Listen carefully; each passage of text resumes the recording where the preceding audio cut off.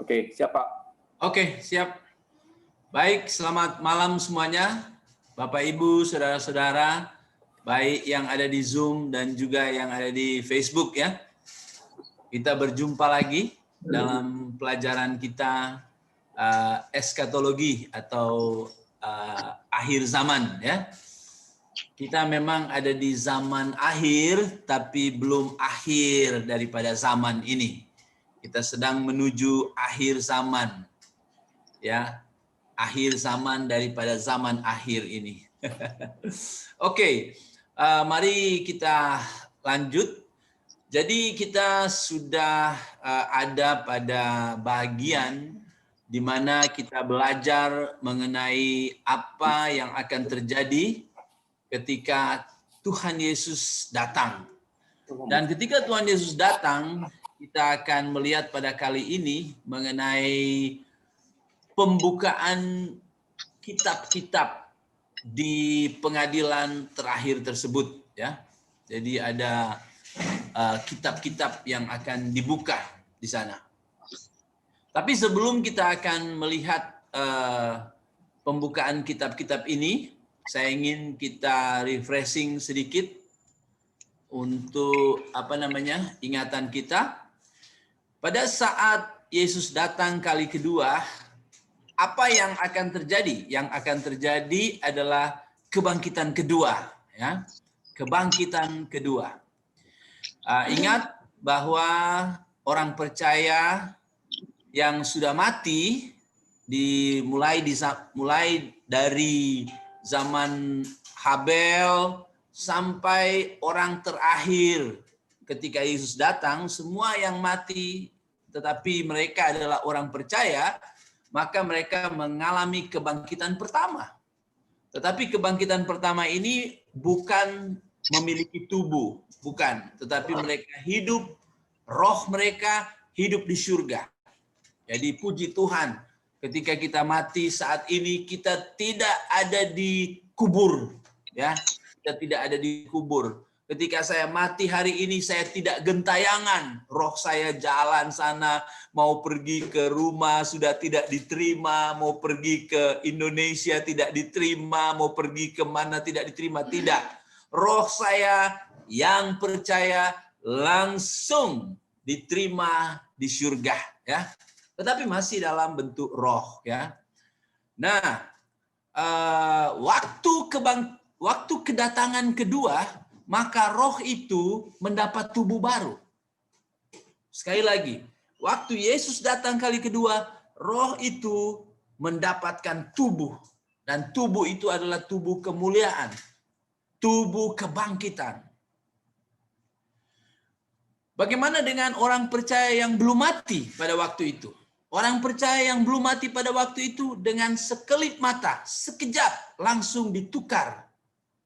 Tubuh yang ada ini ditukar. Tubuh yang ada ini tidak mampu, tidak cocok, tidak sesuai untuk tinggal di surga. Ya, seperti gambar ini ya. Jadi yang mati, automatically langsung mereka diberikan tubuh baru dan bangkit. Ada yang dari laut, ada yang dari tanah, ya. Langsung Tuhan buat. Tuhan tak payah cari mana dia punya tangan dulu, mana dia punya mata dulu. Tidak. Allah tidak memerlukan semua itu. Allah boleh menjadikan dari yang tidak ada menjadi ada. Oleh itu kita mau mati, tubuh kita mati dimakan binatang atau meletup karena bom atom atau dibakar karena kalau dibakar?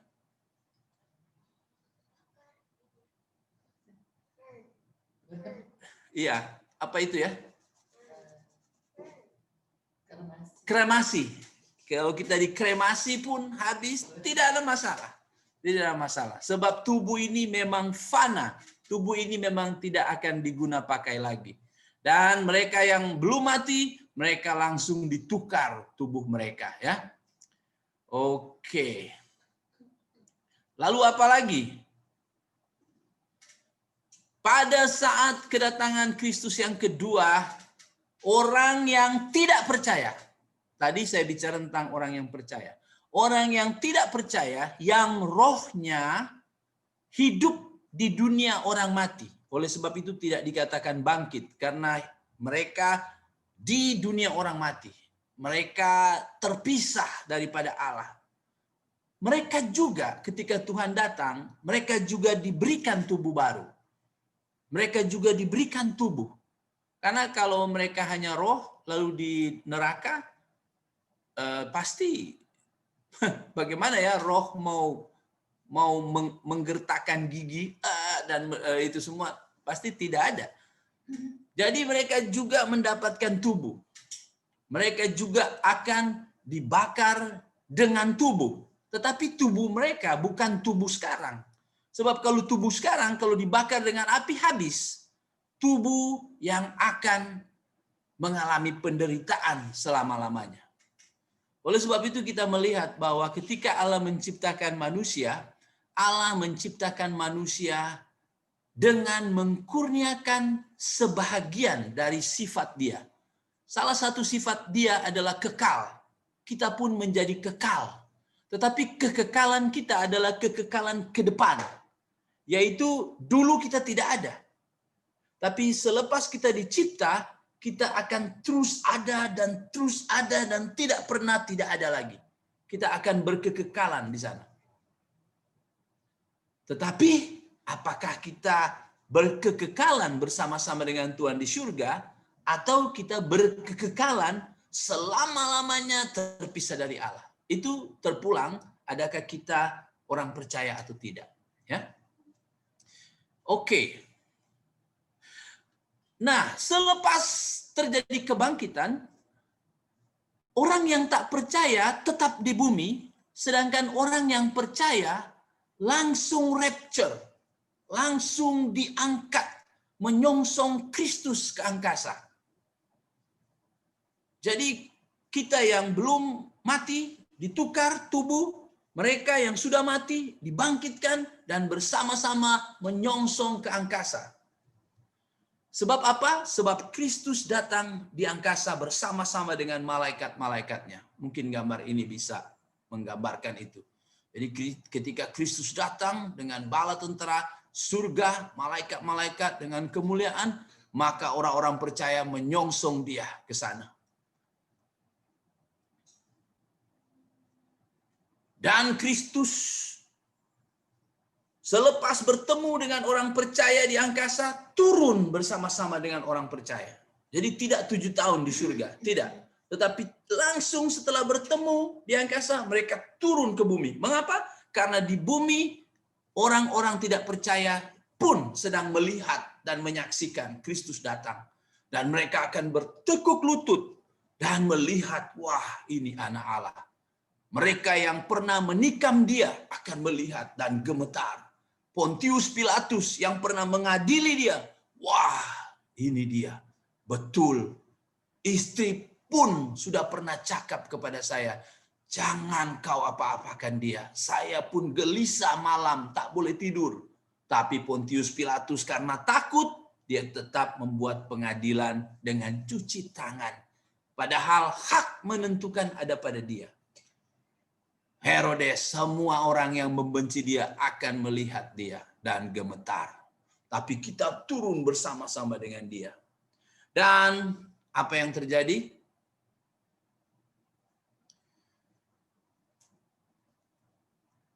Setelah Kristus turun, maka langit bumi lenyap. Maka semua manusia diperhadapkan kepada dia.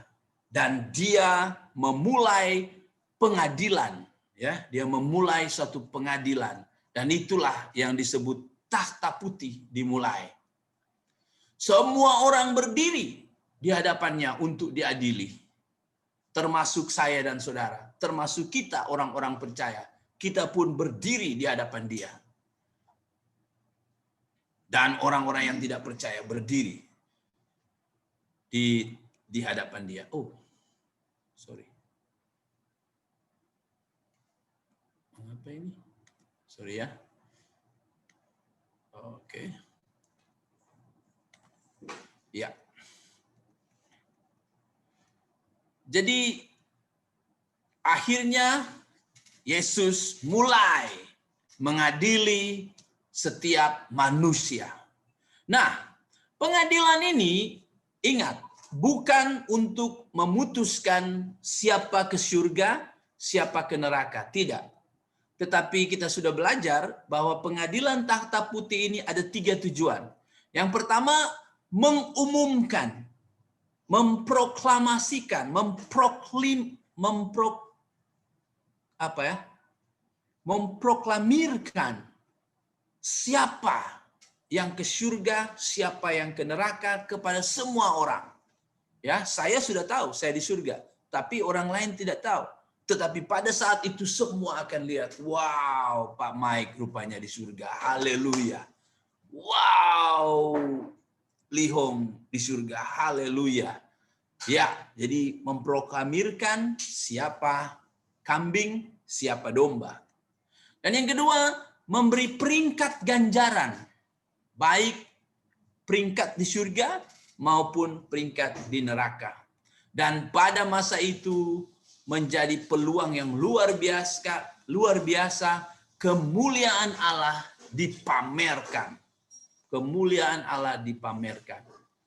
Nah, pada pengadilan itu ada hal yang menarik, yaitu pengadilan ini didasarkan pada catatan pada kitab-kitab yang akan dibuka. Nah, inilah materi baru kita pada malam hari ini, yaitu pengadilan Allah itu didasarkan pada kitab-kitab yang akan dibuka. Wahyu 20 ayat 12, coba kita perhatikan ayat itu. Ayat itu berkata, saya baca saja ya. Lalu aku melihat suatu takhta putih yang besar, dan Dia yang duduk di atasnya, dari hadapannya lenyap bumi dan langit, dan tidak ditemukan lagi tempatnya. Dan aku melihat orang-orang mati, besar dan kecil, berdiri di depan takhta itu. Lalu dibuka semua kitab. Wah, perhatikan. Dibuka semua kitab. Dan dibuka juga sebuah kitab lain. Oh, jadi ada semua kitab dan ada sebuah kitab lain. Menarik sekali. Yaitu sebuah kitab lain itu kitab yang dipisahkan, kitab yang dibezakan dengan semua kitab itu apa? Yaitu kitab kehidupan. Dan orang-orang mati dihakimi menurut perbuatan mereka berdasarkan apa yang tertulis di dalam kitab-kitab itu.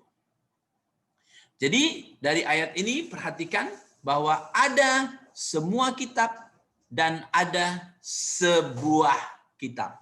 Jangan salah ya. Semua kitab, sebuah kitab. Sama-sama dengan saya.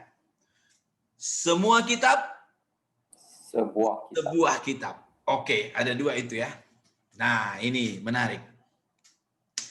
Oke, konsep kitab sebenarnya tidak asing. Sebab dalam Perjanjian Lama, khususnya buku Daniel, juga berbicara mengenai pembukaan kitab-kitab di akhir zaman ini, atau di pengadilan terakhir. Misalnya, kita lihat dalam Daniel 7 ayat 10. Ini remaja minggu lepas ya, belajar ini ya. Oke. Sementara aku terus melihat takhta-takhta diletakkan. Lalu duduklah yang lanjut usianya. Pakaiannya putih seperti salju dan rambutnya bersih seperti bulu domba. Kursinya dari nyala api dengan roda-rodanya dari api yang berkobar-kobar. Wah, jadi kita bisa lihat di sini tentang pengadilan terakhir tersebut. Suatu sungai api timbul dan mengalir dari hadapannya 1000 kali, beribu-ribu melayani dia. Dan selaksa kali berlaksa-laksa berdiri di hadapannya. Lalu duduklah majelis pengadilan dan dibukalah kitab-kitab. Wah, jadi konsep pengadilan terakhir itu melalui adanya buku-buku yang dibuka, itu sudah kita lihat dalam Perjanjian Lama. Jadi menarik bahwa ada sebuah kitab dan ada banyak kitab dan ada sebuah kitab. Ini akan dibuka pada pengadilan akhir itu. Nah, mari kita pikirkan tentang fungsi daripada sebuah kitab. Sebuah kitab itu ditulis untuk mengingat, ya. Kalau kita punya memori canggih, dengar saja kita tak pernah lupa lagi, maka tentu kitab tak perlu kita perlukan. Kita tak perlu kitab. Tetapi kenapa ada kitab? Sebab kita harus menolong ingatan kita. Kalau itu ditulis, maka itu senang untuk kita ingat. Selain itu, undang-undang memang harus ditulis, sehingga selalunya merujuk pada kitab undang-undang, hukum yang berkuat kuasa. Kalau sudah ditulis dalam suatu kitab undang-undang, maka itu punya kuat kuasa, ya. Itu punya wewenang. Boleh paham wewenang, Pak, ya? Wewenang saya tahu, Pak. Wewenang. Ya, jadi dia Tidak tahu. Oh, wewenang tidak tahu, Pak, ya? Wewenang. Oh, sewenang. Ada yang tahu? Cikgu Mary. Wewenang.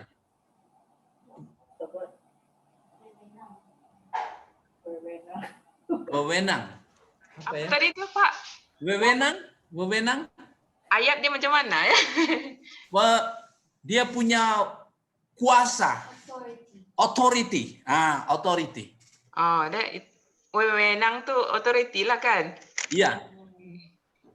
Oke, ada Oke. Wewenang berarti punya authority. Kuat kuasa, boleh paham di situ, ya? Kuat kuasa, dia punya kuat kuasa. Sudah berkuat kuasa. Sudah rasmi lah dia. Undang-undang yang ada dalam buku. Oke. Lanjut. Nah, kita harus berpikir, apakah kitab di sini bersifat harafiah atau simbolik?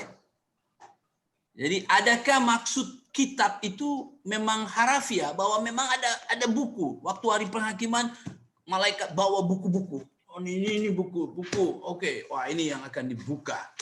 Oke, berdasarkan buku undang-undang ini salah, atau ini betul. Atau ini sebuah simbol. Pertama, untuk menjawab apakah buku itu atau kitab-kitab itu adalah harafiah atau simbolik, pertama sekali kita harus mengerti bahwa siapa yang akan melakukan pengadilan. Kita sudah belajar ini, yaitu Yesus sendiri. Nah, Yesus, bukankah dia adalah Allah? Ya, dia adalah Allah. Kalau dia adalah Allah, apakah Allah boleh lupa? Tidak mungkin.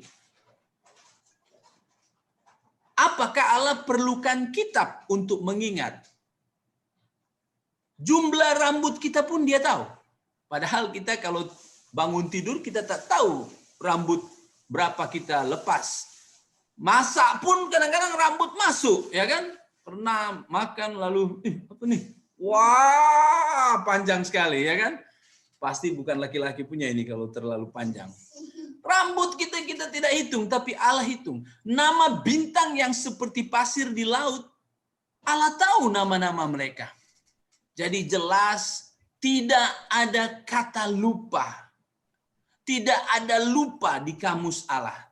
Yang bisa hanya kita manusia bisa lupa. Tetapi Allah tidak. Jadi jelas ini tidak bermaksud harafiah, ada buku. Tetapi ini jelas berbicara tentang simbol. Simbol di mana Allah seolah-olah punya buku untuk membacakan, untuk membuat keputusan. Oleh sebab itu, apa yang disampaikan oleh Jacob P.D. Grant, ketika saya dengar apa yang disampaikan oleh Pak Pendeta Ezra Soru, Di buku Aku Datang Segera, dia menulis seperti ini. Dibuka semua kitab.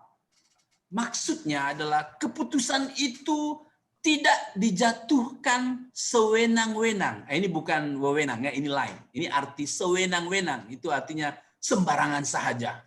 Keputusan itu tidak dijatuhkan sembarang saja. Tetapi keputusan itu didasarkan atas bukti yang lengkap. Untuk itu, Allah tidak memerlukan kitab-kitab.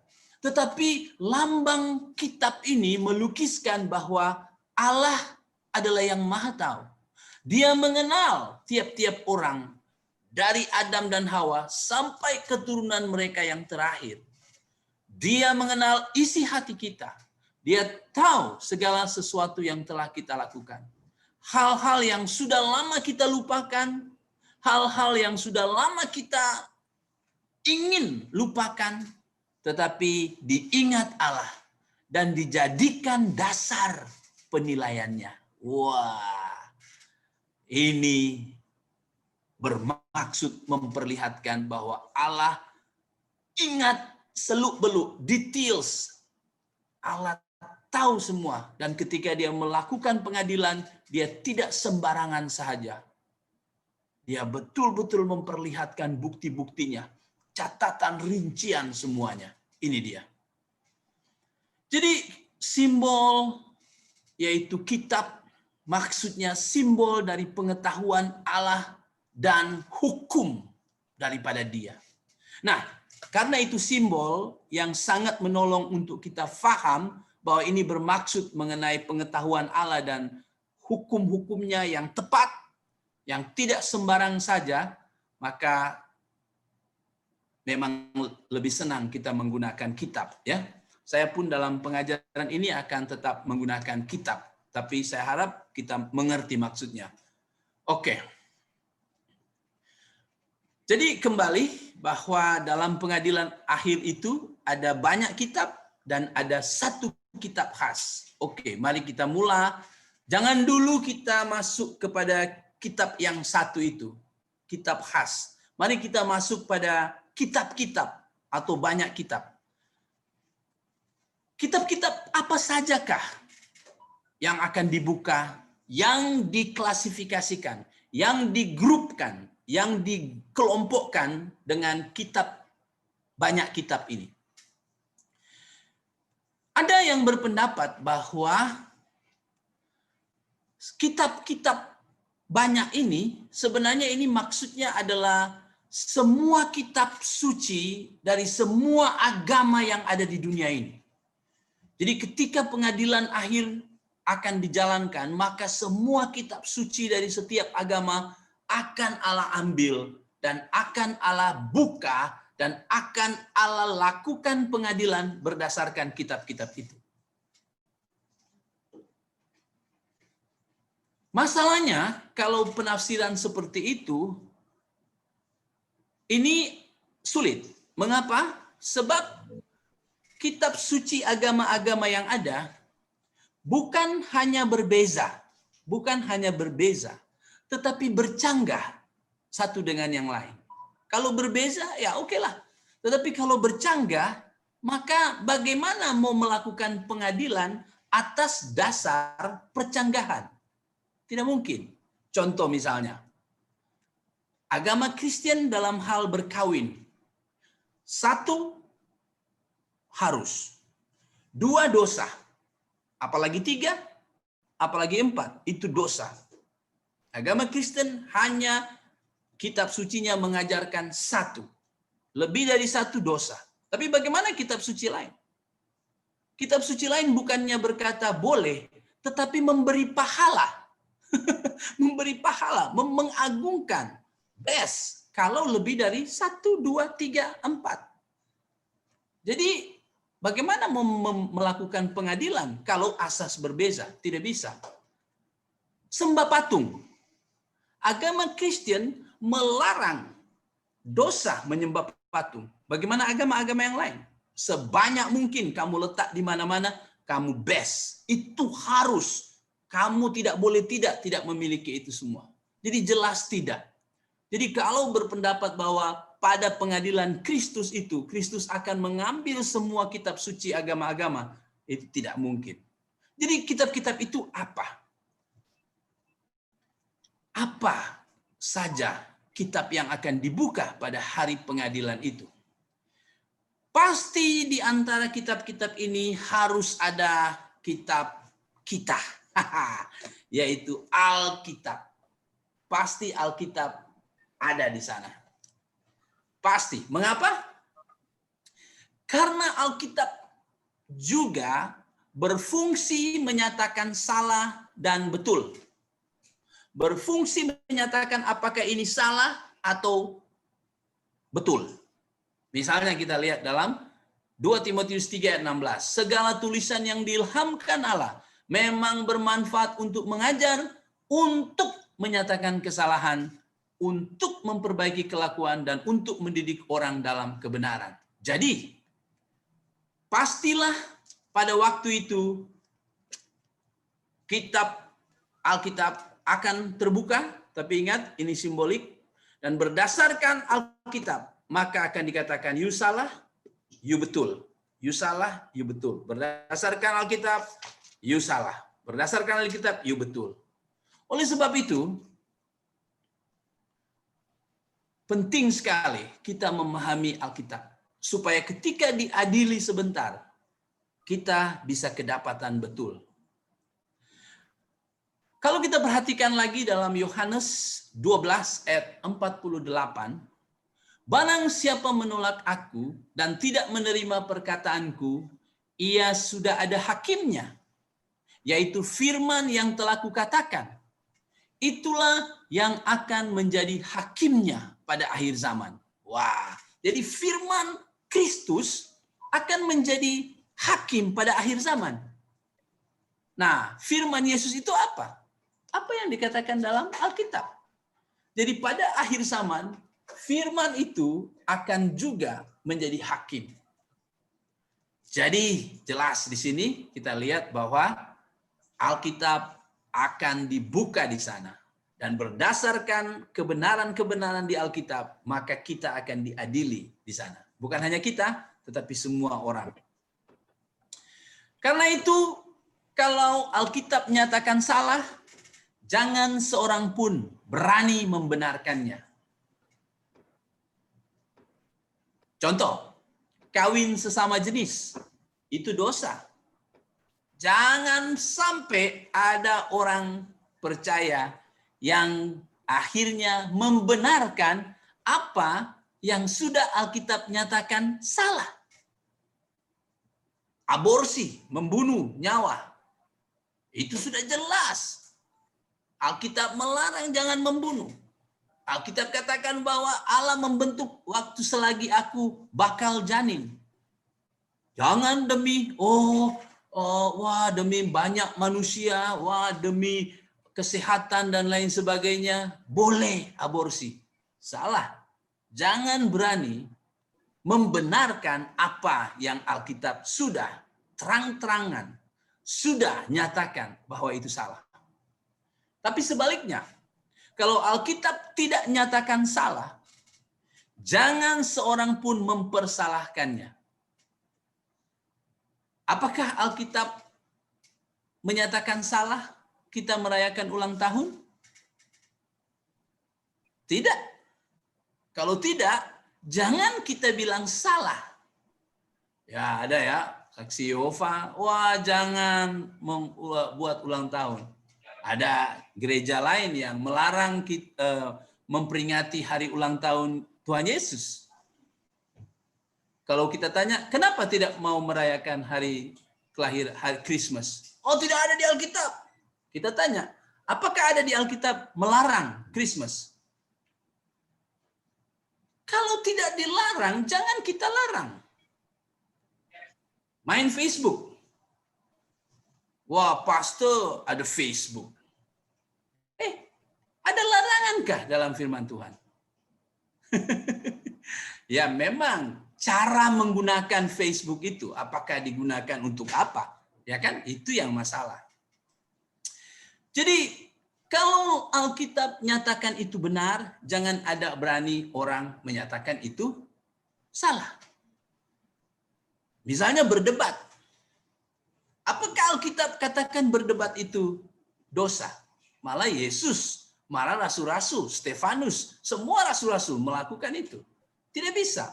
Jadi kita harus lihat, apakah ada Alkitab menyatakan itu salah. Kalau itu salah, jangan berani kita benarkan. Tapi kalau itu tidak dinyatakan salah, jangan berani kita persalahkan. Jadi jelas pada pengadilan itu, kitab suci Alkitab akan dibuka pada saat itu. Nah, kitab-kitab apa lagi yang akan dibuka pada waktu itu? Wah, ini menarik. Mari kita lanjut melihat ayat 12. Ya, sudah saya baca, tapi tidak apa. Perhatikan yang saya garis bawahi di sini. Dan dibuka juga sebuah kitab, yaitu kitab kehidupan, dan orang-orang mati dihakimi menurut perbuatan mereka berdasarkan apa yang tertulis di dalam kitab-kitab itu. Berarti kita melihat di sini ada kitab yang lain lagi. Bukan hanya Alkitab. Tapi ada kitab yang mencatat perbuatan-perbuatan manusia. Wow. Apa namanya? Ada yang tahu nama kitab itu? Tracy tidak tahu ya. Saya pun tidak pasti apa namanya kitab itu ya. Tapi yang jelas kitab itu adalah kitab yang berisi perbuatan-perbuatan manusia. Wow. Jadi kita sudah lihat grup yang pertama yaitu kitab-kitab atau banyak kitab. Yang pertama kitab Alkitab. Yang kedua adalah kitab yang berisi perbuatan-perbuatan manusia. Saya tak tahu namanya. Nah, perbuatan-perbuatan apa saja yang ditulis dalam buku ini? Wah, ini yang menarik. Perbuatan-perbuatan apa saja yang ditulis dalam buku ini? Saya memang bicara dengan Wanda ini, wah gawat ini. Begini, perbuatan-perbuatan yang ditulis pertama adalah perkataan-perkataan kita. Sekali lagi, perkataan-perkataan kita. Matius 12 ayat 36 sampai 37.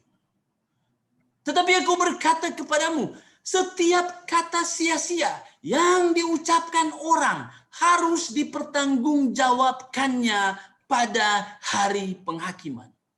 Karena menurut ucapanmu engkau akan dibenarkan. Dan menurut ucapanmu pula, engkau akan dihukum. Wah.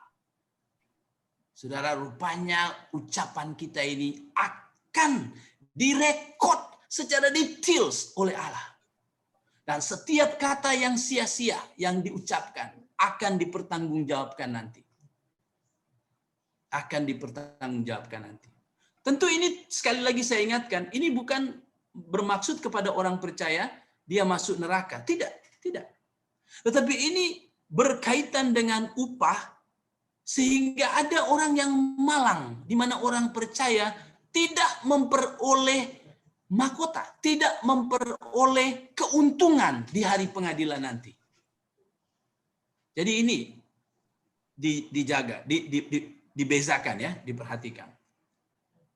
Jadi perkataan-perkataan kita lebih baik agak pendiam lebih baik ya daripada seperti saya banyak ngomong ini. Jaga mulut, ya, jaga mulut. Makian, baik makian sengaja dan makian, wah di Indonesia kita ada makian apa ya? Makian yang, wih, dia lihat kawan baru datang, dia bilang, wih babi baru datang, kamu dia tidak betul-betul mau maki, tapi dia keluarkan itu. Saya ada tujuan ya, saya bilang itu karena saya sedang menerangkan. Jadi ini tidak sia-sia. Jadi setiap kata-kata makian baik sengaja maupun tidak itu menjadi kata-kata yang akan direkod dan ditulis dalam buku itu. Ketika kita panggil anak kita dengan nama hewan, monyet, di mana lagi monyet ini? Waduh.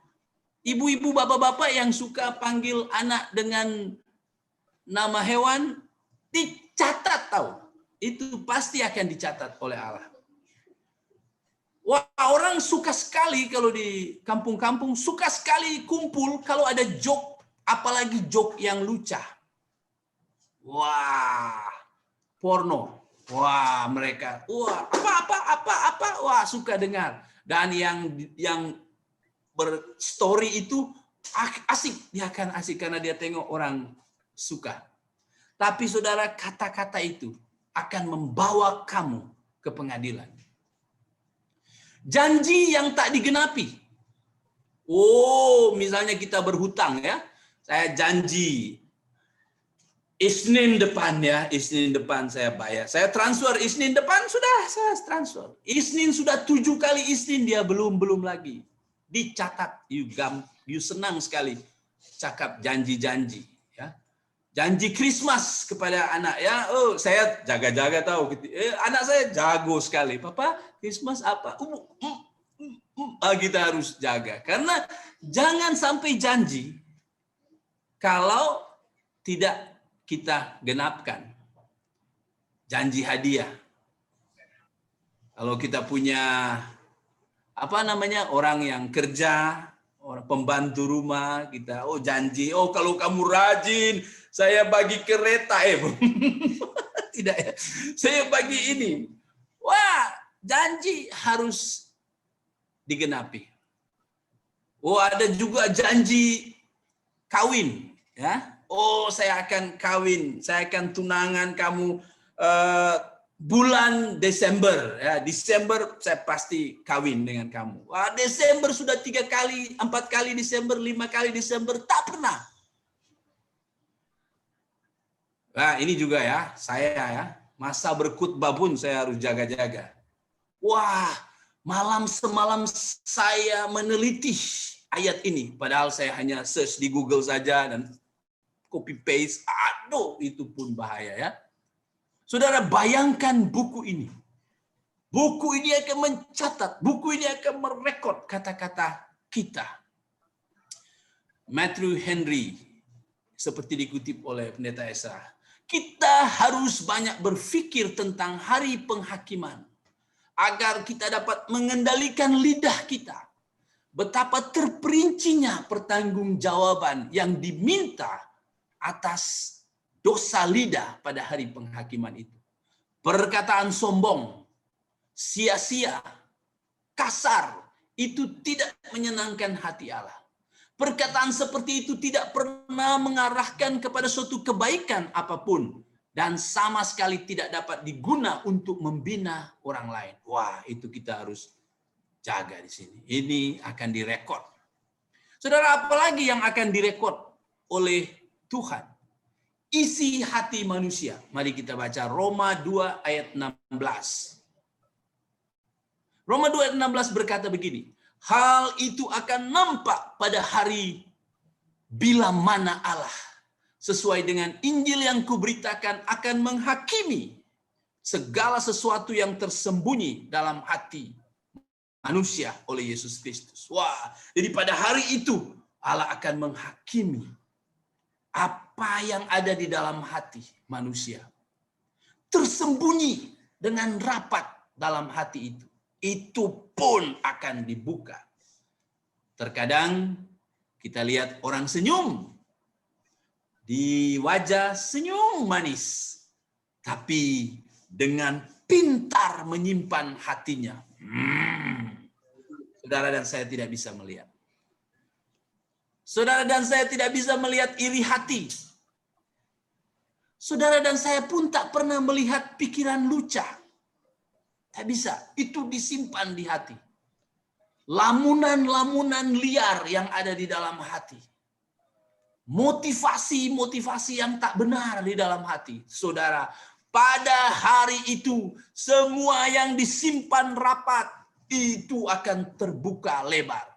Akan nampak semua. Begitu memalukan pada waktu itu, saudara.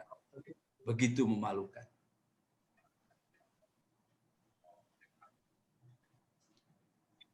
Hati kita akan terlihat di waktu itu. Allah akan menghakimi. Buku itu akan terbuka. dan akan memperlihatkan hati yang disembunyikan, yang tersembunyi dalam hati manusia. Oleh sebab itu Amsal 4 ayat 23 dengan jelas mengawasi kita.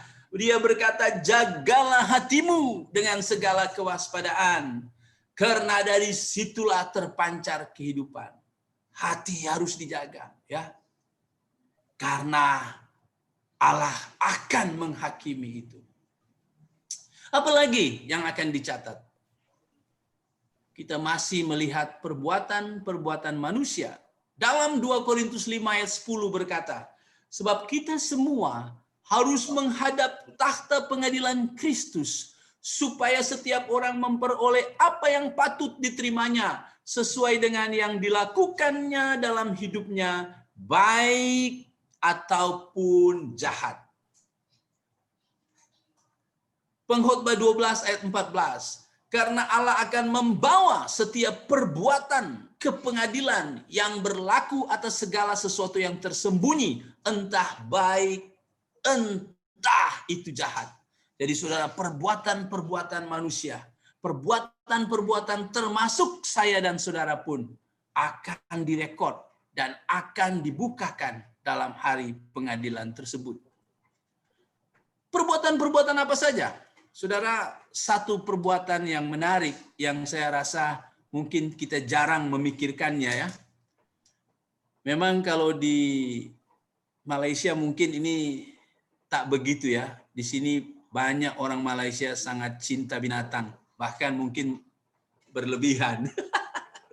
Nah, dalam Amsal 10, dalam Amsal 12 ayat 10 saya baca dalam beberapa versi. Kalau dalam versi TB mungkin tidak terlalu nampak, ya. Tapi tak apa, saya baca. Dalam TB berkata begini. Orang benar memperhatikan hidup hewannya, tetapi belas kasihan orang fasik itu kejam. Coba lihat bis. Bis ini adalah bahasa Indonesia sehari-hari. Orang baik memperhatikan ternaknya, tetapi orang jahat menyiksanya. Menyiksa ternak, menyiksa.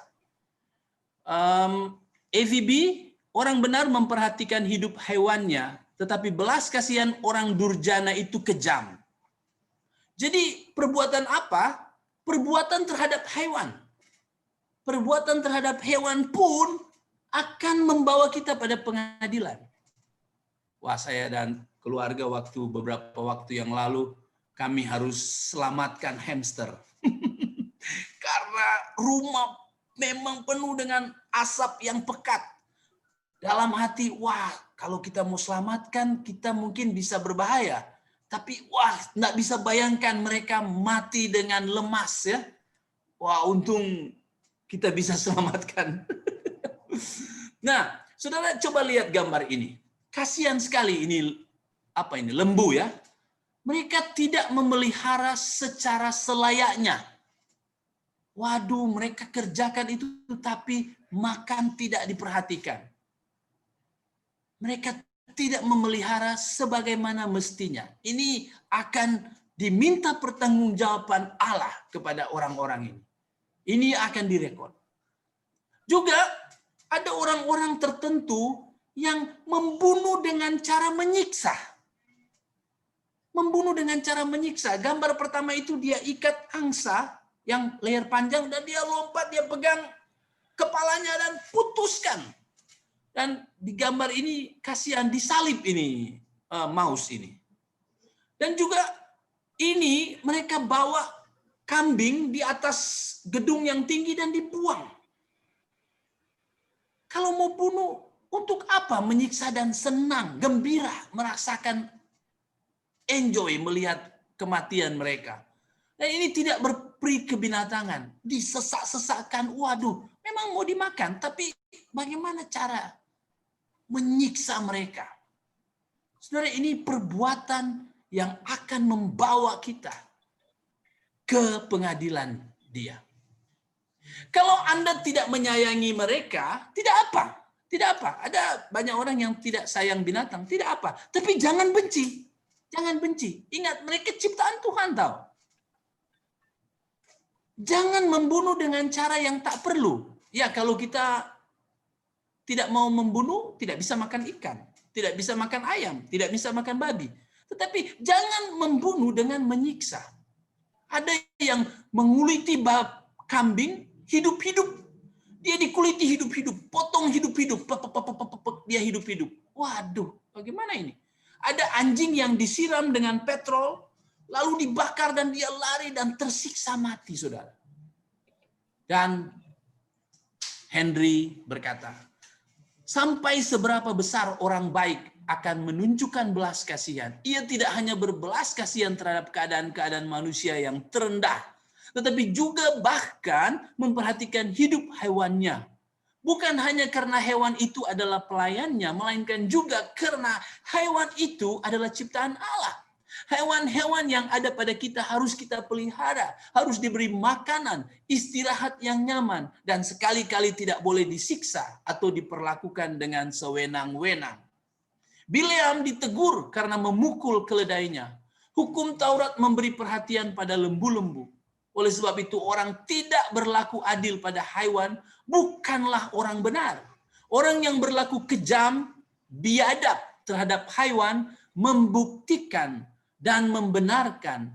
Nah, ini mungkin kita ingat. Coba saya baca sekali lagi. Orang yang berlaku kejam, biadab terhadap hewan membuktikan dan membenarkan bahwa di dalam diri mereka ada suatu kebiasaan yang biadab dan ikut andil dalam membuat makhluk-makhluk ciptaan mengeluh. Saudara, boleh saudara tidak sayang binatang, boleh. Tetapi jangan benci kepada mereka. Jangan benci, mereka ciptaan Tuhan. Tentu ini terkait juga dengan orang yang suka membuang sampah sembarangan. Saudara lihat ini gambar ini, karena sampah-sampah menyiksa hewan-hewan. Oh, saya tidak menyiksa dia, saya tidak menyiksa mereka. Kita lupa, kita tidak menjaga lingkungan kita. Mungkin kita potong hutan dan lain sebagainya, kita pikir kayu yang kita potong, tetapi kita tidak mengerti bahwa itu memberi kesan, memberi pengaruh kepada satwa atau hewan-hewan yang tinggal di sana dan mereka mengalami kehidupan yang sangat sengsara karena ulah kita. Kita membuang racun di sungai, kita membuang limbah di sungai, itu pun kita sedang berbuat sesuatu yang pasti kita akan diadili. Tentu perbuatan yang saya tidak perlu banyak berbicara, jelas, yaitu pasti juga perbuatan terhadap Tuhan dan terhadap sesama pasti akan diadili di sana. Apakah Anda suka firman Tuhan? Apakah Anda taat firman Tuhan? Apakah Anda suka menyebut namanya sembarangan? Ya, bukan berdoa, tapi sebut sembarangan. You dikejutkan saja, Tuhan, my God, apa saja semua sebut nama dia. Itu saudara sedang menyebut namanya sembarangan. Datuk saudara pun saudara tak mau buat begitu, bukan? Jadi jangan kita menyebut nama Allah dengan sembarangan. Apakah kita mentaati orang tua? Itu pun perbuatan sesama, perbuatan kita kepada sesama. Dalam Ibrani 6 ayat 10, Allah berkata begini, sebab Allah bukan tidak adil, sehingga ia lupa akan pekerjaanmu dan kasihmu yang kamu tunjukkan terhadap namanya oleh pelayanan kamu kepada orang-orang kudus yang masih kamu lakukan sampai sekarang. Jadi perbuatan yang akan diadili adalah bagaimana perbuatan kita kepada sesama orang kudus. Siapa sesama orang kudus? Sesama orang percaya. Apakah kita care dengan sesama orang percaya? Mereka dalam keadaan tekanan, apakah kita ingin menemani mereka? Kita bisa ngobrol, kita bisa menjadi tempat sampah mereka, ya. Apakah kalau sesama kita sakit, sesama kita susah, sesama kita lapar, apakah kita biarkan? Saudara, kalau dalam Matius 10 ayat 41 sampai 42, Barang siapa menyambut seorang nabi sebagai nabi, ia akan menerima upah nabi. Barang siapa menyambut seorang benar sebagai orang benar, ia akan menerima orang benar. Dan barang siapa memberi air sejuk secangkir saja kepada salah seorang yang kecil ini karena ia muridku, aku akan berkata kepadanya, sesungguhnya ia tidak akan kehilangan upahnya daripadanya.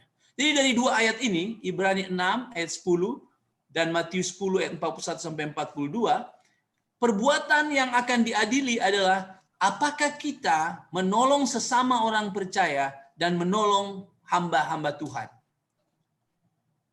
Dua perbuatan ini akan Tuhan adili. Tapi sangat disayangkan, ramai terjadi kebencian antara sesama orang percaya. Ya kan? Padahal hubungan sesama orang percaya akan menjadi satu bagian yang akan diadili. Tetapi tragis, ada banyak orang-orang yang begaduh. Mereka adalah sesama orang percaya. Organisasi Kristen di dalamnya begaduh. Sayang sekali, saudara. Siapa yang kerap menipu kita? Orang gereja. Oh, mudah-mudahan bukan ya. Siapa yang kerap memfitnah? Aduh, jangan sampai itu terjadi. Perbuatan apa lagi yang akan Tuhan rekod dan akan dibuka nanti? Perbuatan apakah orang-orang itu menjalankan wewenang yang Allah berikan kepada mereka? Misalnya suami kepada istri. Ya sebaliknya, istri kepada suami. Terus terang, ada istri-istri yang tidak pernah memberikan tanggung jawab mereka kepada suami. Oh, saya tidak. Saudara, aneh. Ada istri yang tidak pernah memberikan tubuhnya kepada suaminya. Hei, apa nih? Ketika sudah berkawin, tubuh masing-masing bukan milik masing-masing. Wah, suami harus kejar-kejar. Mama, bagaimana ini? Tidak bisa. Atau sebaliknya juga ya, ada juga sebaliknya. Tidak bisa, kita tidak bisa melihat bahwa saya punya wewenang, saya punya otoritas terhadap tubuh saya. Tidak. Saya harus tahu tubuh saya, pasangan saya punya otoritas terhadap tubuh saya. Begitu juga pasangan saya. Sebaliknya ya. Tuhan berikan seks untuk dinikmati. Dan Tuhan berkata bahwa jangan saling menjauhi. Jangan saling menjauhi. Saudara, itu dosa. Jadi, wewenang saya sebagai suami, wewenang saya sebagai istri, kita harus gunakan. Otoritas saya sebagai istri, otoritas saya sebagai suami, saya harus gunakan seperti yang Tuhan maksudkan. Sama orang tua kepada anak-anaknya. Kita jangan tidak memperhatikan anak-anak. Dan anak-anak juga jangan tidak peduli kepada orang tua. Ada saya pernah dengar. Saya dengar waktu saya belajar ini, di mana ya saya ambil contoh yang di jauh ya. Phone dari bapaknya ketinggalan di rumah. Lalu dia pinjam orang punya phone dan call sama anaknya. Hai boy, boleh tolong ambil bapak Dedi punya phone tertinggal di rumah? Dia bilang, hey, you tidak ada kaki kah? Kurang ajar sekali tau. Kurang ajar sekali. Dia tidak mengerti bahwa dia adalah anak. Anak yang punya tanggung jawab kepada orang tua. Ya, sebaliknya juga banyak case-case di mana orang tua tak peduli anak-anaknya. You mau jadi apakah, saya tak kisah. Saya sudah bagi makan sama kamu. Nah, itu juga bahaya. Sama bos dan majikan. Bagaimana dia memperhatikan pekerjanya. Wah, ini masa berjalan terus ya. Cikgu. Ya, saya cikgu ya. Dan pelajar-pelajarnya. Oke lah kalau kalian malas buat homework, sudahlah. Tak apalah. Saya tak perlu ambil masa untuk doakan kalian, untuk fikirkan kalian, untuk atur pelajaran dengan baik. Yang penting ada gaji setiap bulan, ya kan? Mau jadi apakah? Wah, tidak bisa. Saya harus memberikan terbaik. Saya cikgu, saya guru. Kesan saya kepada pelajar-pelajar. Begitu juga sebaliknya, pelajar-pelajar kepada guru. Mungkin kita break sedikit. Kalau ada soalan.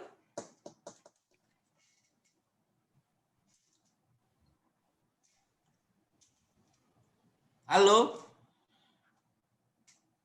Ya, masih di sini, Pak. Iya. Apakah ada yang mau bertanya?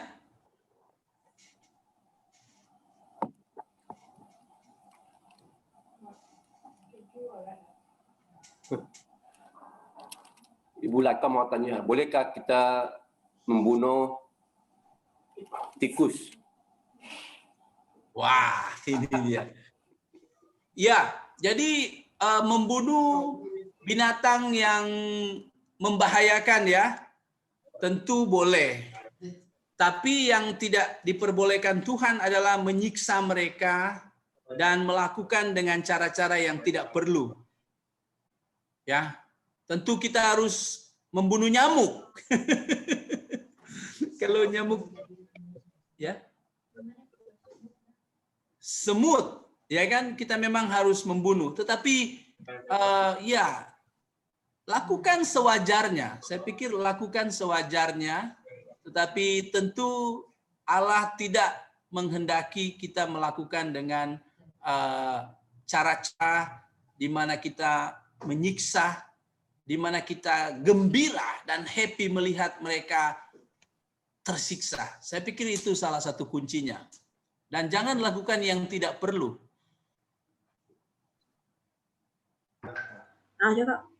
Bagaimana mereka yang melatah, Pak? Bagaimana, Pak?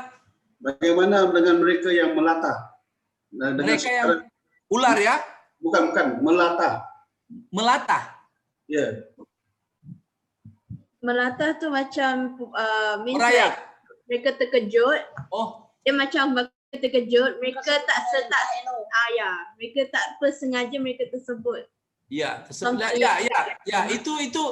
itu dia harus sadar tidak boleh lata itu mengarah kepada menyebut nama Tuhan. Tuhan dihormati, lata kita harus latih untuk jangan menghina. Jangan setiap lata kita jatuh pada menghina Allah. Itu maksudnya, Pak? Itu lata. Ya, macam tu. Bukan. Jadi misalnya, contoh kan, kadang sebut kadang-kadang dia tersebut kata lucah, oh pantat, oh buntut, gitu.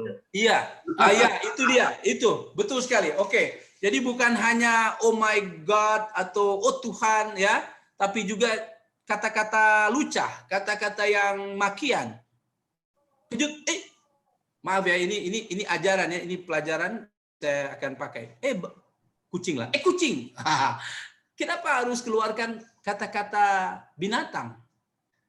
Jadi dia harus sadar bahwa dia harus mulai membiasakan satu cara yang tidak membuat dia mengeluarkan kata-kata yang makian atau menghina. Baik menghina orang lain, bahkan Tuhan. Saya yakin latah itu terbiasa ya, dia ucapkan kata lucah. Itu jadi terbiasa. Sekarang dia harus sadar bahwa dia harus minta pertolongan Tuhan, mengakui bahwa itu salah, dan dia mulai membudayakan suatu cara yang lain. Bagaimana kalau dia sudah mengakui itu salah, apakah masih akan dihakimi atau ini terjadi atau tidak? Oke, jadi ada pertanyaan dari Priska, bagaimana kalau dia sudah melakukan kesalahan itu, lalu dia mengakui, apakah Tuhan masih akan membawa ini kepada pengadilan? Nah, itu menarik. Ya, itu membawa saya kepada satu ayat firman Tuhan, yaitu Yohanes bab 1 Yohanes. Surat 1 Yohanes bab 1 ayat 9. Tetapi jika kita mengakui dosa kita kepada Allah, Dia akan menepati janjinya dan berlaku adil. Jadi dia akan menepati janji dan berlaku adil. Dia akan mengampunkan dosa kita dan menyucikan kita daripada segala kesalahan. Jadi kita sudah tahu ya, semua dosa kita dibayar oleh Tuhan, itu menjamin kita masuk surga. Tapi untuk kita berjalan menuju surga, di mana Tuhan menyediakan upah, di mana Tuhan akan mengadili, menghakimi kita, maka itu juga membuat semua perbuatan kita, isi hati dan isi kepala kita, pikiran dan hati kita, dan semua perbuatan kita, perkataan dan ini semua, itu ternyata di rekod Allah. Itu ternyata diperhatikan Allah. Ini tidak terkait dengan surga dan neraka, tetapi ini terkait dengan penghakiman nanti. Di mana Anda ada dalam peringkat surga. Di mana Anda akan mendapat untung atau kehilangan untung. Waktu dalam pengadilan Anda kehilangan untung. Kenapa? Karena diperiksa, aduh hati saya begitu hitam. Aduh pikiran saya begitu hitam. Aduh kata-kata saya begitu, mungkin kata-kata oke, saya mampu kata-kata saya jaga. Tapi pikiran saya siang malam rupanya jahat semua. Wah, dan puji Tuhan, kita tahu sekarang. Kalau kita tidak tahu, kita pikir yang penting saya tidak buat. Saya cuma pikir, yang penting saya tidak buat. Tidak boleh saudara. Karena saudara akan kehilangan, saudara akan banyak kehilangan nanti. Nah, puji Tuhan, Tuhan mengajarkan kepada kita. Kita kalau tidak ada Alkitab, kita buta. Tapi Tuhan mengajarkan kepada kita, rupanya, kalau kita menyadari semua itu, cepatlah mengakui kepada Tuhan. Tuhan, saya berpikiran begini Tuhan. Tuhan, saya tahu tadi saya keluarkan kata-kata ini Tuhan. Saya tidak mau nanti saya akan diadili dan itu semua mempermalukan saya nanti Tuhan. Sekarang Tuhan, saya setuju bahwa ini semua salah. Saya setuju bahwa ini semua tidak berkenan kepadamu. Saya mengaku Tuhan ini salah. Dan kalau itu terkait dengan sesama kita, kita datang dan minta ampun kepada dia. Kita minta ampun. Saudara, dengan itu Tuhan akan bersikap adil. Karena apa? Itu buku-buku itu akan dihapus. Catatan-catatan itu akan dihapus. Haleluya. Coba saudara lihat, saya baca sekali lagi. 1 Yohanes 1 ayat 9. Tetapi jika kita mengakui dosa kita kepada Allah, Dia akan menepati janjinya dan berlaku adil. Dia akan mengampunkan dosa kita dan menyucikan. Wah, penyucian dia lakukan. Dia lakukan penyucian, dia bersihkan kita daripada segala kesalahan itu. Ya. Tapi kita mengaku, jangan kita tidak mengaku. Orang yang tidak mengaku maksudnya apa? Nggak apa-apa, saya ngomong sama Tuhan sekarang, besok saya buat lagi. Itu sebenarnya bukan mengaku. Dia tidak setuju bahwa itu salah. Dia mau menggunakan kesempatan untuk dia akui supaya buat besok lagi. Tuhan adil. Tetapi ketika orang itu sadar, oh maaf Tuhan saya salah, dan mengakuinya, Tuhan akan berlakukan keadilannya dan pengampunan dia akan lakukan. Jadi saudara, demi kita akan kedapatan bercahaya di hari penghakiman nanti. Saudara perlu, kadang-kadang kita tidak sadar ya, kadang-kadang kita perlu ada masa sendiri dan minta Tuhan terangi. Kadang-kadang Tuhan menerangi melalui istri, melalui suami. Wah, saya pikir saya hebat ya, saya pikir saya sudah bagus. Tapi kenapa begini? Setelah evaluasi, ada masa evaluasi, Tuhan terangkan. Yuk sebenarnya ini. Wah, terima kasih Tuhan. Mengakui itu pada Tuhan. Menyerahkan itu pada Tuhan. Dan mengalami pembersihan daripada Tuhan. Wah, luar biasa. Mengalami pembersihan daripada Tuhan. Saya ingat Pastor Stephen Tong, dia bilang, Menurut dokter kalau ada pikiran-pikiran tak baik ya, waktu diperiksa di dokter pun akan lihat you punya otak macam mana. Dan katanya dia diperiksa dan dokter bilang, wah Pak Steve, you sudah tua begini tapi pikiranmu, otakmu indah. Saya memang tidak menanamkan pikiran-pikiran jahat, pikiran-pikiran lucu, pikiran-pikiran apa dalam pikiran saya. Saya jaga hati dan pikiran saya dengan kekuatan dari Tuhan dan tekad saya. Dan itu semua membersihkan kita daripada dosa. Saudara, ini semua mengajarkan kita untuk mulai jaga. Oh, terus banyak orang, saya sudah selamat, saya pasti masuk surga. Sekarang saya mau buat macam-macam, itu no problem. Yang penting saya tidak akan masuk neraka. Saudara tidak tahu rahasia di mana saudara akan berhadapan dengan tahta putih nanti. Wah, itu terlalu panjang ya. Oke. Ada lagi?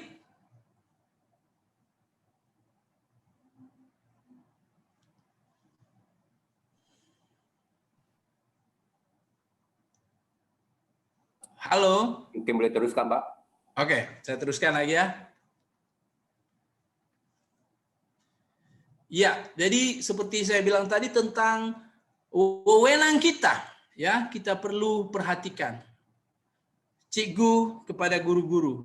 Ya, bukan hanya Ibu Mary, bukan hanya Pak Hendru, saya juga ya. Dan pelajar-pelajar kepada cikgu-cikgu mereka, ya, Pak Romeo, Pak Jalong, perhatikan ya. Nah. Puji Tuhan Pak Romeo, Lihong sudah bukan juga, Pak Romeo, Pak Jalong dan Saudara Lihong sudah selesai. Puji Tuhan. Oke. Gembala dan jemaat. Gembala dan jemaat. Dan gembala kepada jemaat, jemaat kepada gembala. Ibrani 13 ayat 7. Ingatlah akan pemimpin-pemimpin kamu yang telah menyampaikan firman Allah kepadamu. Perhatikan akhir hidup mereka, contohi iman mereka. Wah, jadi tanggung jawab jemaat adalah memperhatikan kehidupan para gembala. Mencontohi kehidupan mereka, itu kewajiban. Dan sebaliknya, tanggung jawab gembala-gembala adalah berjaga-jaga atas jiwa jemaat. Itu adalah tanggung jawab daripada gembala-gembala. Sebab mereka berjaga-jaga atas jiwamu sebagai orang-orang yang harus bertanggung jawab atasnya.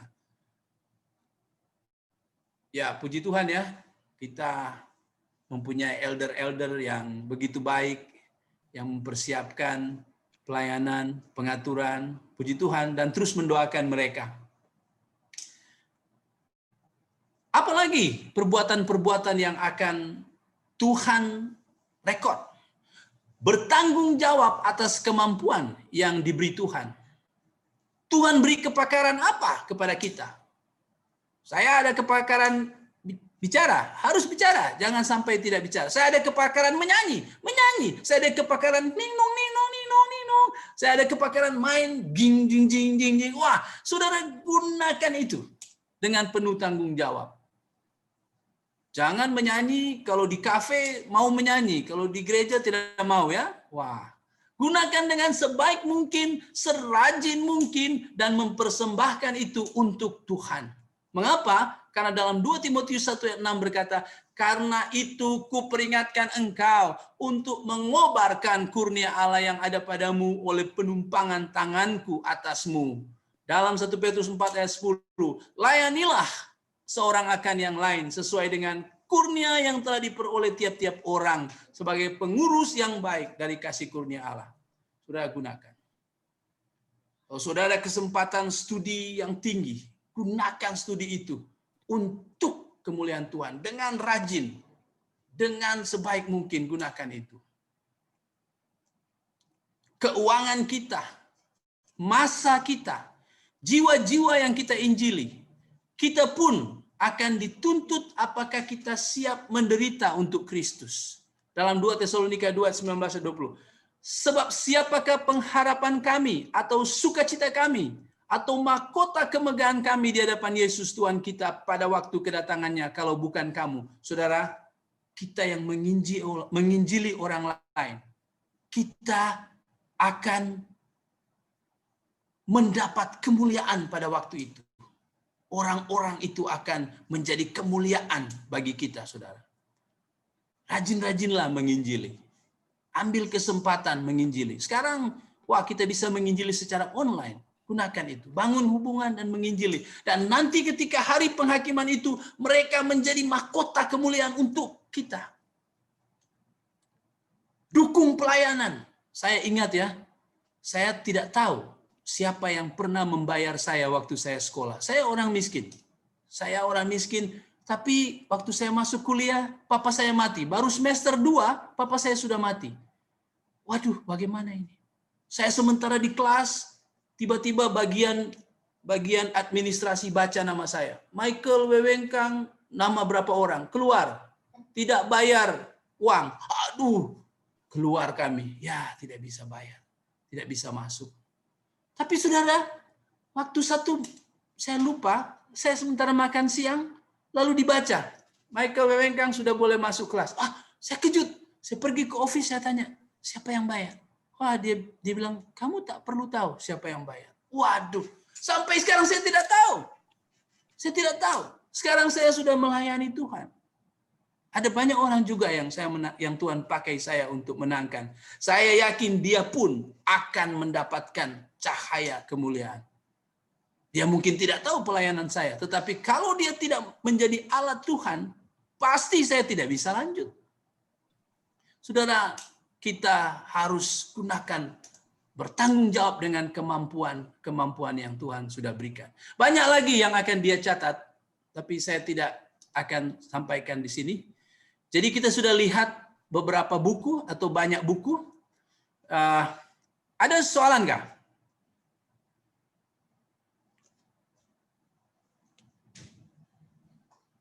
Mungkin ada soalan ya, yaitu mana buku yang satu itu? Iya. Lalu dibuka semua kitab dan dibuka juga sebuah kitab lain. Nah, apa itu ke kitab yang lain ini? Oke, kita akan lihat itu dalam bagian akhir ini. Itu adalah sebuah buku yang bernama Kitab Kehidupan. Wow, ini dia.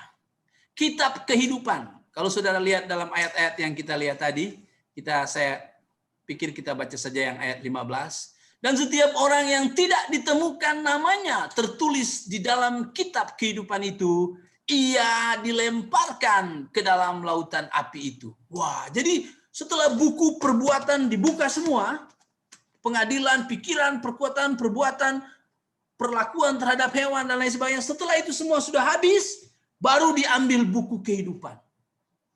Dan waktu dibuka nama tidak ada, lempar neraka. Waduh. Kitab kehidupan berisi apa? Nama-nama mereka yang akan menikmati surga. Haleluya. Wah, puji Tuhan. Kitab ini saudara dipisahkan dari kitab-kitab perbuatan lainnya. Kitab ini secara khas. Kitab yang berisi nama-nama mereka yang akan menikmati surga. Aduh. Yang tidak ada namanya dalam kitab ini, neraka.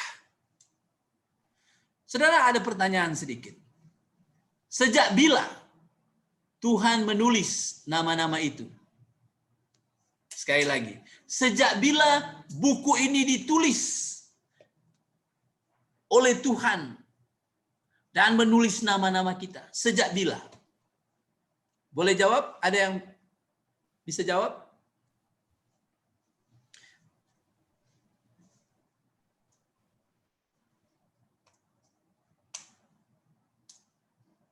Lihong, sejak bila Tuhan menulis nama-nama itu?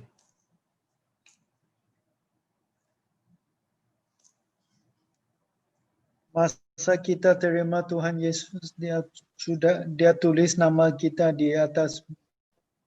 Oke, jadi misalnya saya ingat saya percaya Yesus pada tahun 96. Bukan. sudah lupa lah saya. Sudah lupa. Saya masih kelas 3 SD, kelas 5. Saya sudah lupa, masih remaja saya menjadi orang percaya. Sebenarnya ada di Alkitab saya tulis itu, tapi saya sudah lupa. Jadi pada masa itu mulailah Tuhan ambil pen. Michael Jim. Begitu ya Ali? Saat kita percaya ya. Oke, mari kita lanjut. Coba perhatikan ayat-ayat ini. Misalnya Wahyu 13 ayat 8. Dan semua orang yang diam di atas bumi akan menyembahnya, yaitu setiap orang yang namanya apa nih? Dan semua orang yang diam di atas bumi akan menyembahnya. Oke. Yaitu setiap orang yang namanya tidak tertulis sejak dunia dijadikan di dalam kitab kehidupan dari anak domba yang telah disembelih. Tidak tertulis sejak dunia dijadikan. Wah. Apa ini? Oke, kita baca lagi Wahyu 17 ayat 8. Adapun binatang yang telah kau lihat itu telah ada namun tidak ada, ia akan muncul dari jurang maut dan ia menunjukkan kepada kebinasaan. Dan mereka yang diam di bumi, yaitu mereka yang tidak tertulis di dalam kitab kehidupan. Yang dibaca ini ya, tidak tertulis di dalam kitab kehidupan sejak dunia dijadikan. Wah, rupanya nama mereka tidak tertulis sejak dunia dijadikan. Jadi rupanya penulisan kitab kehidupan adalah ditulis sejak dunia dijadikan. Nama saya ditulis sejak dunia dijadikan. 2 Tesalonika 2 ayat 13. Akan tetapi kami harus selalu mengucap syukur kepada Allah karena kamu, saudara-saudara, yang dikasihi Tuhan. Sebab Allah dari mulanya telah memilih kamu untuk diselamatkan dalam roh yang menguduskan kamu dan dalam kebenaran yang kamu percayai. Wah, Allah memilih saya bila? Dari mulanya. Jadi sejak bila? Sejak dunia dijadikan. Sejak mulanya. Masa kita belum berbuat apapun. Nama kita ditulis oleh Tuhan. Jadi kitab kehidupan dibuka terakhir. Mengapa? Sebab kitab ini berbeza dari kitab-kitab yang lain. Kitab ini bukan berisi catatan perbuatan manusia. Kalau kitab yang lain berisi perbuatan, kitab ini berisi anugerah. Tanpa perbuatan. Ya, lahir pun belum ada. Bagaimana mau lihat perbuatan? Sebab kitab itu ditulis sejak dunia dijadikan. Orang-orang jahat ini belum berbuat jahat. Sudah tidak ditulis nama mereka. Kita orang-orang yang percaya belum berbuat baik. Sudah ditulis nama kita. Kitab-kitab yang lain adalah kitab perbuatan. Tetapi kitab khas ini tidak. Ini kitab anugerah. Ini kitab anugerah. Kita memang diselamatkan bukan karena perbuatan baik kita. Saudara jangan cakap besar. Saya dan saudara tidak diselamatkan karena perbuatan kita. Kesimpulan. 1. Yang membawa orang ke neraka adalah perbuatan jahat atau perbuatan dosa mereka. Yang membawa orang ke surga, bukan perbuatan, tapi anugerah Allah. Yang membawa upah di surga, perbuatan. Jangan salah. Yang membawa upah, perbuatan. Jadi kitab ini dibuka paling akhir supaya jelas bahwa kita diselamatkan bukan karena perbuatan baik kita. Ada ramai berbuat baik, tapi perbuatan baik tidak membawa orang ke surga. Maka jelas mereka tidak akan masuk surga. Pertanyaan terakhir. Apakah namamu ada di kitab itu? Sampai sekarang tidak ada orang yang pernah melihat kitab itu. Tapi saudara, kalau Anda adalah orang yang percaya kepada Yesus sebagai satu-satunya Tuhan dan Juru Selamat, Namamu pasti ada di sana. Namamu pasti ada di sana. Sudah bisa menyanyi, namaku di sanalah dalam buku kehidupan kekal. Waduh, itu dia nama kita. Yang percaya ada di sana. Tapi kalau Anda belum percaya, Anda tidak percaya sampai hari ini, saya tidak bisa berkata kamu tidak ada nama di sana. Karena tak pasti. Kita tunggu sampai dia mati. Tunggu apakah dia kekal tetap tidak percaya Yesus sampai dia mati. Jangan-jangan sebelum dia mati, lalu dia berpikir dalam pikirannya, Tuhan, Engkaulah satu-satunya Tuhan dan Juru Selamat. Ampuni dosaku Tuhan. Otomatis dia masuk surga. Siapa mengira orang di samping Yesus itu? Siapa mengira dia akan masuk surga? Dia begitu jahat sampai dihakimi dan dihukum mati. Ternyata saat-saat di mana dia akan mati, dia bertemu dengan Juru Selamat.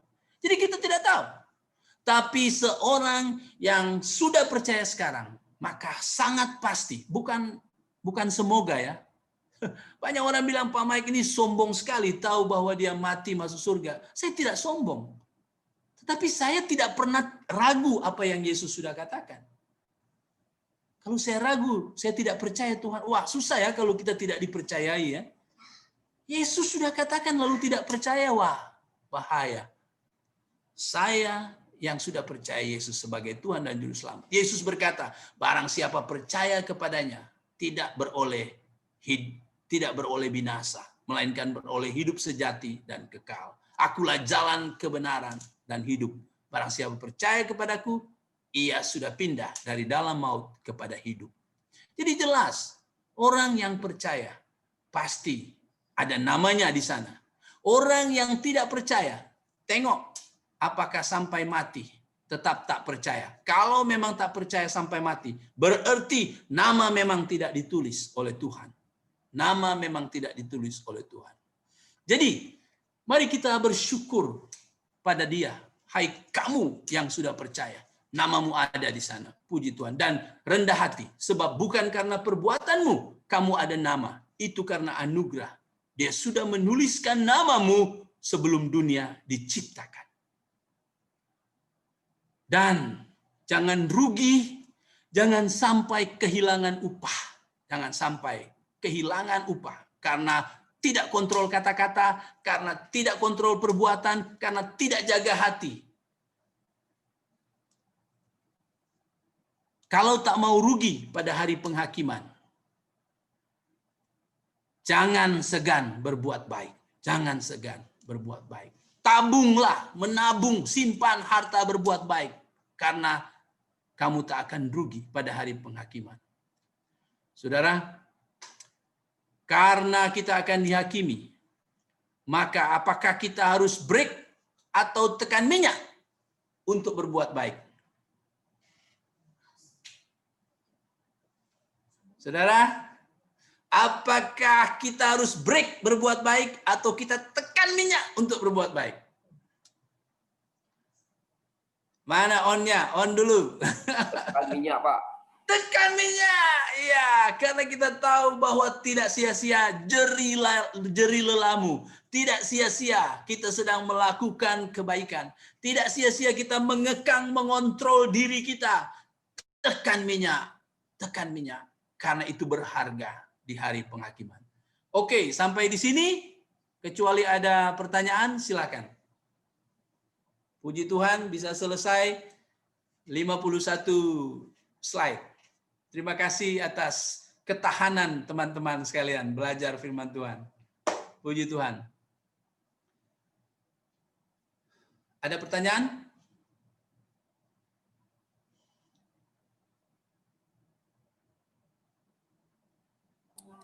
Pak, mau tanya, adakah ini upah-upah yang kita belajar malam ini? Adakah itu sama dengan pahala?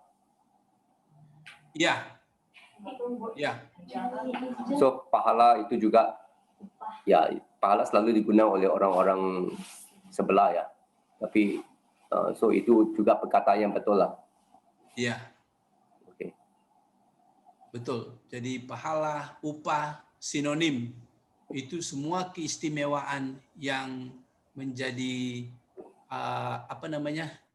berkat kepada orang-orang percaya yang melihat ajaran firman Tuhan dan giat terhadap kebenaran-kebenaran itu. Oh, ada message. Oh, tadi ini ya. Oke, ada lagi?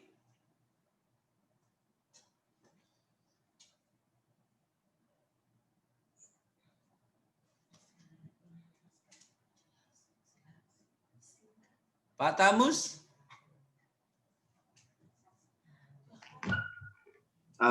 Bapak, Ya. Bapak Michael, Ya,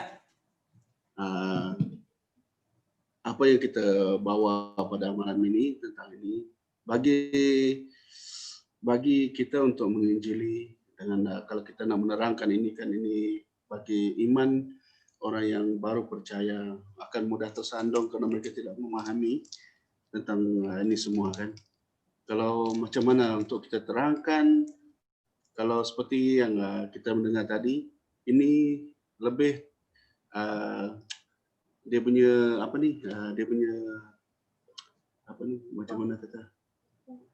Dia punya dia punya pahala, dia punya upah, dia punya dia punya peraturan dia, senang cerita. Peraturan dia iya. lagi banyak daripada yang dari sebelah kalau kita ikutkan semua itu. Betul tidak? Iya. Jadi bagi saya ini bukan konsumsi untuk orang yang tidak percaya. Jadi ini memang bukan konsumsi untuk orang yang tidak percaya. Jadi kalau kita lihat juga dalam pelajaran kita ini, buku Wahyu bukan buku pertama yang kita pelajari. Kita harus belajar daripada memahami Injil ya, menjadi orang percaya. Sebab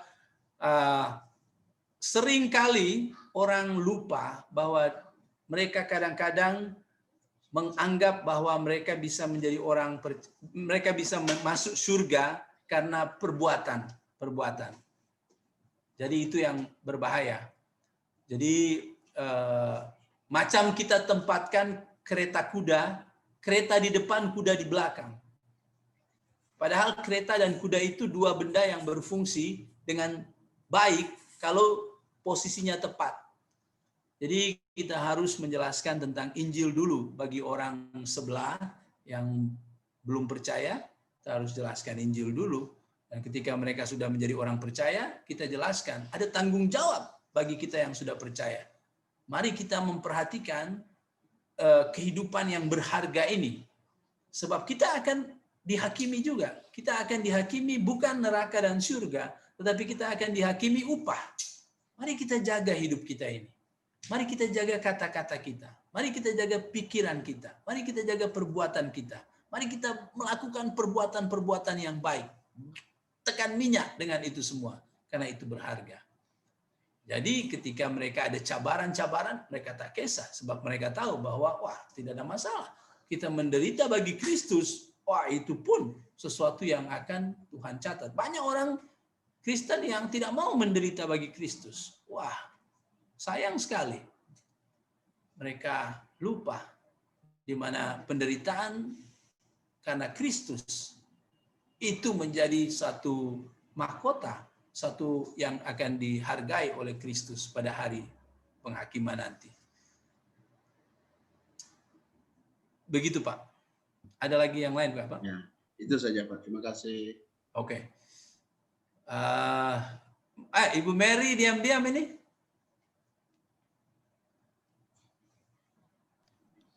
Jelas Pak, terima kasih.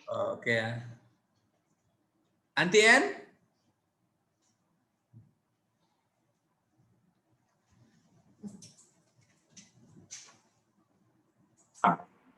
Jauh Ya. sangat lah memang. Apa Bu?